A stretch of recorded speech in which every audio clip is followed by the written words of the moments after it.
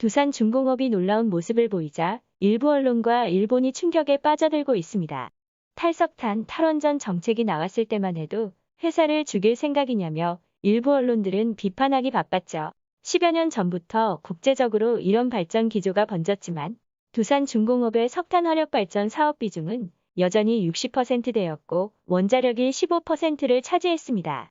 해당 사업을 하지 않으면 손실이 커질 수 있는 구조였죠. 실제로 두산중공업의 손실은 수년간 지속돼 왔습니다. 작년 당기순이익이 8,300억 원 적자를 기록했을 정도죠. 하지만 28일 1분기 실적이 나오며 모두를 깜짝 놀라게 하고 있습니다. 영업이익이 전년 대비 550%나 증가했고 순이익이 2,400억 흑자로 돌아선 것입니다. 자체 사업에서 분기순이익 흑자를 기록한 것은 무려 11분기 만의 일이었죠. 자회사인 두산인프라코어와 두산바켓이 글로벌 시장에서 호실적을 냈고 최근 1년 새 자구 계획안을 신속히 이행하며 재무구조가 개선된 덕분입니다. 그리고 풍력, 수력을 비롯한 신재생에너지 시장에서 새로운 돌파구를 찾았기 때문이죠. 일감 확보 지표라 할 수 있는 수준은 전년 동기 대비 84% 늘어난 1조 3천억 원을 달성했으며 수주잔고도 4.4% 증가해 14조 4천억 원을 기록 중인 상황입니다. 2년 4개월치 일감을 확보해 미래 전망도 밝은 상태이고요. 올해에도 전년보다 50% 이상 증가한 8조 6천억 원 수주 목표가 예상되고 있습니다. 두산의 기술력은 다양한 곳에서 나타났습니다. 한국형 차세대 전투기에 3D 프린팅 기술로 만든 부품을 공급하며 성과를 내기도 했죠. KF-21 전투기에 공기순환 시스템을 구성하는 기자재를 공급한 것인데 CJ 1호기에 이어 2에서 6호기에도 이 부품이 들어갈 예정입니다. 두산중공업 부사장은 그동안 3D 프린팅 기술로 발전용 가스터빈 부품을 제작해 왔다면서 항공 방위산업 부품 제작에 해당 기술을 적용하게 돼 의미가 크다는 언급까지 했습니다. 이런 개발 소식은 일본에도 전달됐는데 수백 개의 댓글로 믿기 힘들다는 반응을 보였죠. 3D 프린팅은 금속 또는 플라스틱 분말을 층층이 쌓으면서 레이저로 용융시켜 제조하는 기술입니다. 제조 단가를 절감하고 제작 기간을 단축시키는 장점이 있습니다. 금속 3D 프린터로 가스터빈 부품을 만들면 질소 산화물을 40% 이상 줄일 수 있고 납기도 20% 이상 단축할 수 있습니다. 일본의 방위를 뚫고 국산화에 성공한 가스터빈 또한 두산중공업의 새로운 먹거리가 되고 있죠. 현재 국내 발전소에서 운영되고 있는 가스터빈은 총 149기로 전량 해외에 의존하고 있습니다. 구매 비용 약 8조 1천억 원에 유지보수 및 기타 비용까지 합치면 12조 3천억 원이 빠져나간 것입니다. 두산중공업은 2019년 대형 가스터빈 독자 모델 개발에 성공했는데 과정이 쉽지만은 않았습니다. 1991년 미국 지휘와 기술 제휴로 가스터빈 부품을 만들어 오다 2006년 핵심 부품 생산을 요청했지만 거절당했고 그 무렵 일본 미쓰비시가 국내 시장에 진출해 잠식하기도 했습니다. 몇 년 전까지만 해도 두산중공업은 OEM 방식으로 가스터빈을 제작해 미쓰비시에 납품해 왔습니다. 하지만 블레이드 등 고부가가치 부품은 전량 일본에서 수입해야 했죠. 최근 5년간 수입한 가스터빈 부품이 4,700억 원인데 2,600억 원이 일본 미쓰비시 제품이었습니다. 하지만 2013년 두산중공업이 독자 개발에 적극적으로 나서자 미쓰비시는 3년 뒤 기술 제휴를 끊어버렸죠.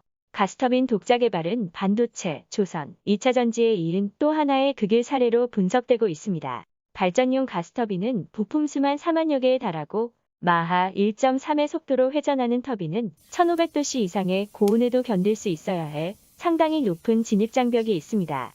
하지만 두산은 300여 개의 중소기업 등과 협업하며 국산화를 이뤄냈습니다. 국산화를 위해 들어간 돈도 1조 원 규모로 알려져 있습니다. 가스터빈은 최첨단 기술로 통칭되는 항공기 제트 엔진을 모태로 발전해왔죠.